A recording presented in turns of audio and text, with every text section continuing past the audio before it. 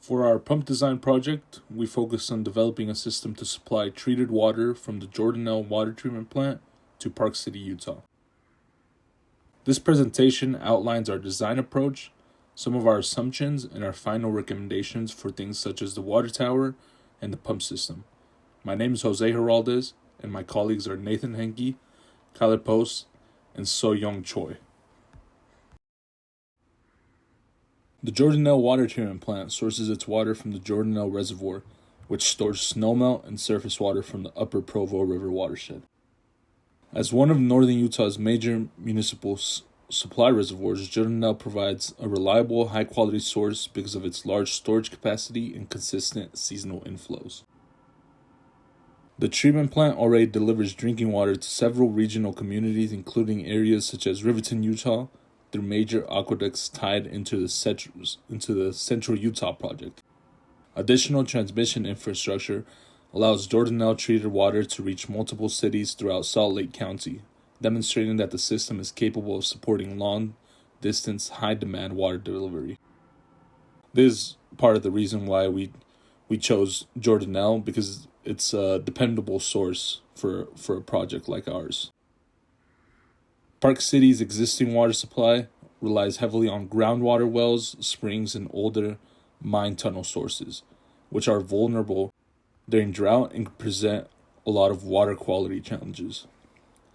The city's Three Kings water treatment plant treats water originating from historic mining tunnels where elevated levels of heavy metals such as arsenic and lead must be removed.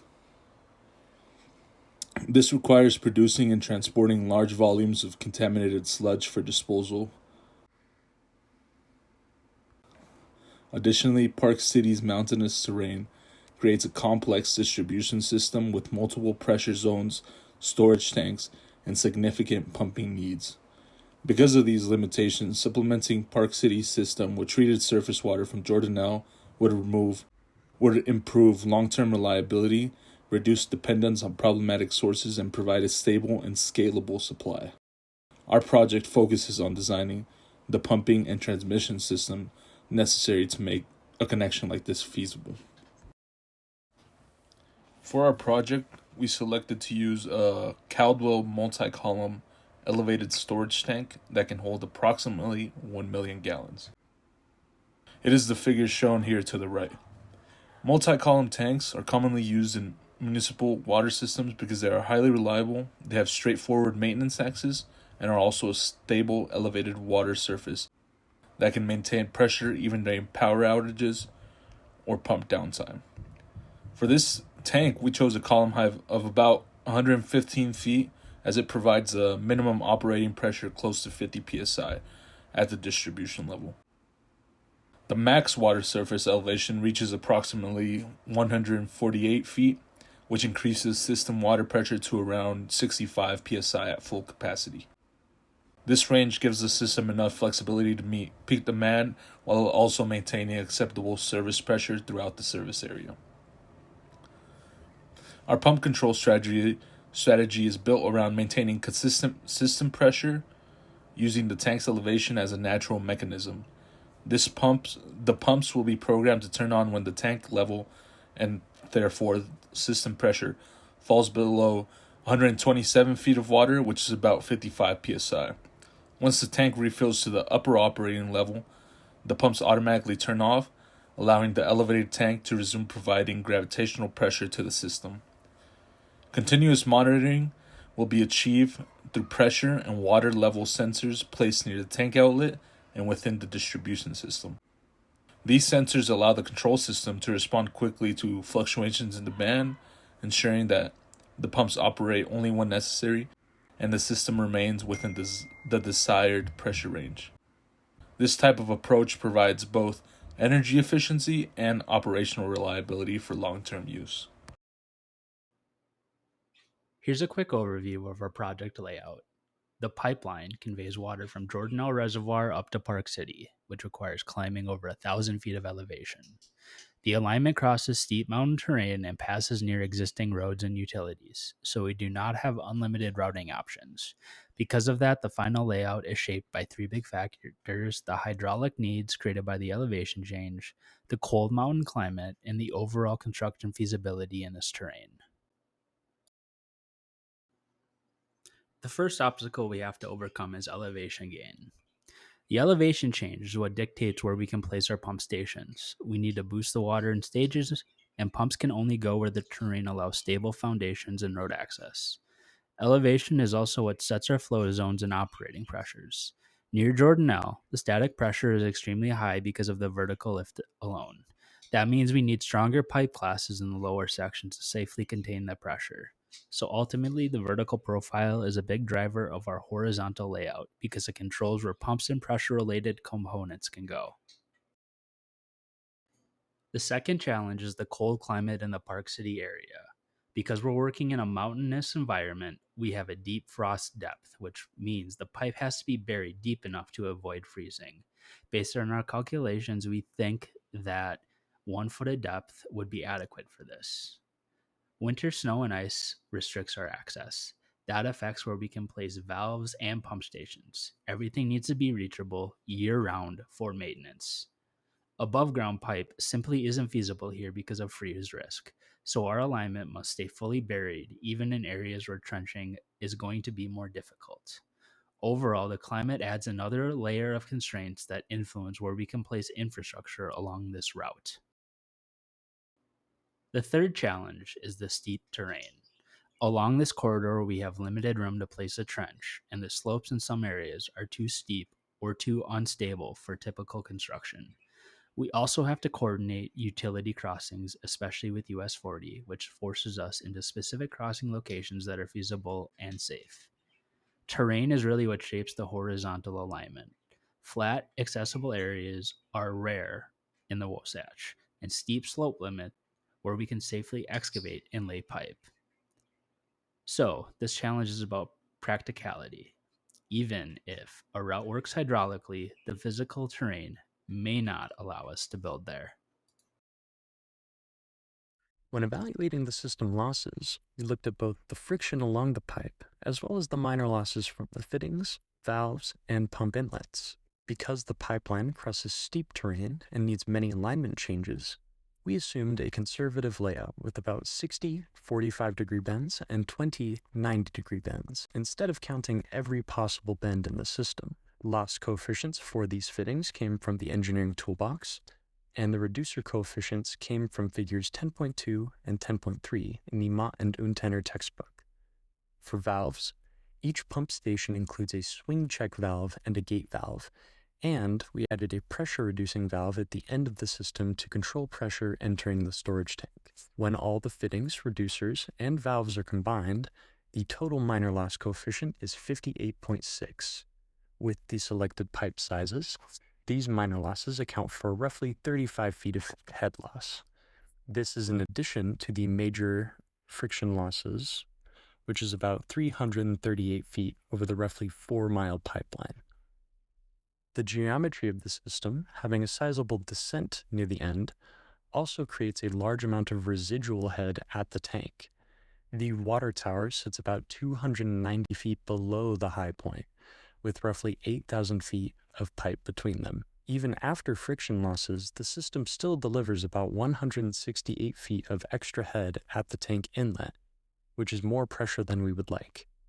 The pressure-reducing valve is included to safely reduce this excess. Because these losses depend heavily on flow velocity, selecting an 8-inch pipe and having a lower velocity was important. The 8-inch pipe provides just barely over 5 feet per second, which is a good balance between reasonable velocities, manageable losses, and practical construction. By accounting for both the major and minor losses, we were able to design a pump system and pipeline layout that deliver the required flow while maintaining safe, controlled pressures throughout the entire system. For this system, the pump selection was driven mainly by the scale of the elevation gain and the length of the pipeline. We needed a setup that could reliably move water more than 1,000 feet uphill while keeping the system practical to build, operate, and maintain. Rather than relying on one very large pump, we divided the required head into a series of 12 smaller identical pumps. This allowed us to match the terrain and manage the pressure more evenly. Each pump in the series adds about 212 feet of head, and they are spaced along the pipeline at elevation intervals of roughly 110 feet. That spacing ensures each pump is working within a comfortable and consistent operating range. It also avoids exposing sections of pipe to very high pressures, which would increase cost and complicate construction. We also evaluated the suction conditions carefully. Using a conservative worst-case pipe length of 2,200 feet, leading into the highest risk pump, the system still provides about 25 feet of head on the suction side. That's well above the 10 feet of net positive suction head for the pump, which helps prevent cavitation and extends equipment life. The selected Bar Mesa end suction centrifugal pump fits the requirements of our system very well, and at our operating point, it provides the needed head, maintains good efficiency, and works consistently across all 12 locations. Overall, the series configuration and this pump choice give us a reliable, efficient way to meet the substantial hydraulic demands of this project. So now we'll present the cost estimation and feasibility assessment of our project. So we analyzed the capital cost and long-term operating cost for a 28,000 foot pipeline system using 12 booster pumps, and we compared steel and HDPE alternatives to determine which option is more economically efficient. So here's the table of hydraulic and system assumptions. And this is a table of economic assumptions. So starting with the capital cost, the steel requires approximately $3.41 million, while HDPE requires only about $1.8 million.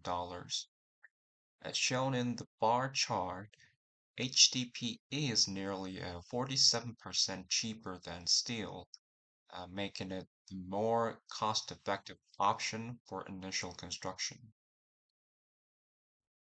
Still, the major cost driver is the operating cost, because all 12 pumps must run 24 hours continuously.